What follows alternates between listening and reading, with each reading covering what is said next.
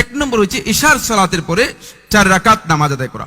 ইবনে আবি শাইবা রাহমাতুল্লাহ তাআলা মুসান্নাফের মধ্যে বর্ণনা করেন, মুররা থেকে তিনি বর্ণনা করেন, আব্দুল্লাহ ইবনে মাসউদ রাদিয়াল্লাহু আনহু থেকে তিনি বলেন, মান সাল্লা আরবাআন বাদাল ইশা, যে ব্যক্তি ইশার সালাতের পরে 4 রাকাত নামাজ আদায় করলো, লা ইয়াফসিলু বাইনাহুন্না বিতাসলিম, এই সালাত আদায় করার সময় মাঝখানে কোনো ধরনের বৈঠক করবে না, সালাম দিবে না, দাঁড়িয়ে যাবে, একসাথে 4টি আদায় করলো।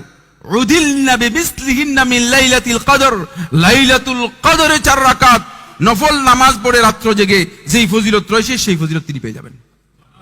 এটা ডিসকাউন্ট, কিন্তু ডিসকাউন্টে মহা ডিসকাউন্ট, বুঝতে পেরেছেন? মহা ডিসকাউন্ট। শোয়ার আগে খেয়াল রাখবেন, অনেক বিস্তারিত আলোচনা রয়েছে, সময় আমাকে আর সুযোগ দেয়নি। 2 নম্বর পয়েন্ট হচ্ছে সালাত, রাতের নামাজের মধ্যে আপনি অন্ততপক্ষে শোয়ার আগে 2 রাকাত নামাজ পড়বেন। এই 2 রাকাত নামাজের মধ্যে কমপক্ষে 10টি আয়াত তেলাওয়াত করবেন।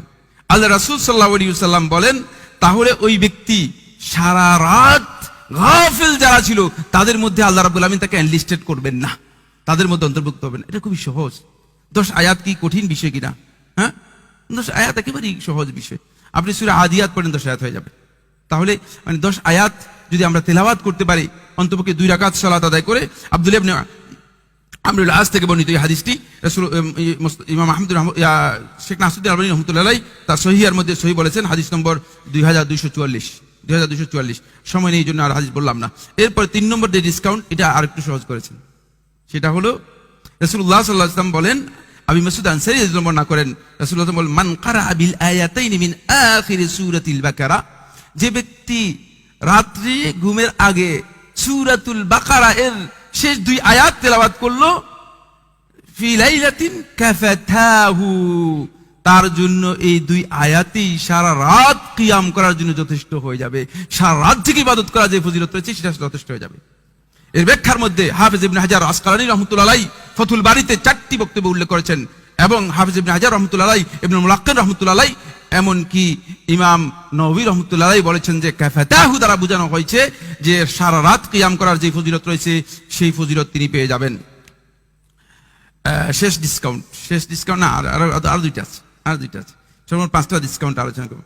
এরপরে হচ্ছে ইশার সালাতটা জামাতে আদায় করবেন, ফজরের সালাতটা জামাতে আদায় করবেন। ইমাম মুসলিম রাহমাতুল্লাহ আলাইহি বর্ণনা করেন, উসমান রাদিয়াল্লাহু আনহু তিনি বলেন, মান সাল্লাল ইশা ফি জামাআতিন, যে জামাতের সাথে ইশার সালাত আদায় করলো, ফাকাআন্নামা কামা নিসফাল লাইল, অর্ধেক রাত কিয়াম করার ফজিলত পেয়ে যাবেন। ঘুরতেছে ইশার সালাত আদায় করতে 4 মিনিট সময় লাগে, অত 5 মিনিট। যদি ইমাম সাহেব একটু বড় লম্বা করে পড়েন তাহলে হয়তো 7-8 মিনিট লাগবে। কিন্তু কেন ঘুরতেছেন? মসজিদের আশেপাশে ঘুরে অনেকে দেখা যাচ্ছে যে জামাত তরক করতেছে। ইন্না লিল্লাহি ওয়া ইন্না ইলাইহি। এই জামাতটুকু আপনার নিসফুল লাইল, অর্ধেক রাত পর্যন্ত যদি আপনি জেগে থাকেন, জেগে নফল ইবাদত করেন, এর ফজিলত পাবেন। ওয়ান সাল্লা সুবহা, আর যে ফজরের নামাজ আদায় করলো জামাত, ফাকাআন্নামা কামাল লাইলা কুল্লাহ, এর সাথে যুক্ত করলো ফজরের নামাজ, ফাকাআন্নামা কামাল লাইলা কুল্লাহু, সে যেন সারা রাত জেগে নফল নামাজ আদায় করলো। সারা রাত জাগতে পারলাম না, আমি এই ওজর সেই ওজর তৈরি করলাম। ওজর তো আল্লাহ তাআলাই ভালো জানেন, কিন্তু এতটুকু তো করতে পারেন, এতটুকু করার জন্য চেষ্টা করেন। তাহলে অবশ্যই এরপরেও যদি আরো অথর্ব, আরো যদি মানে অলস আমার মতো এরকম প্রকৃতির লোক হয়, তাহলে তার অবস্থা কি হবে?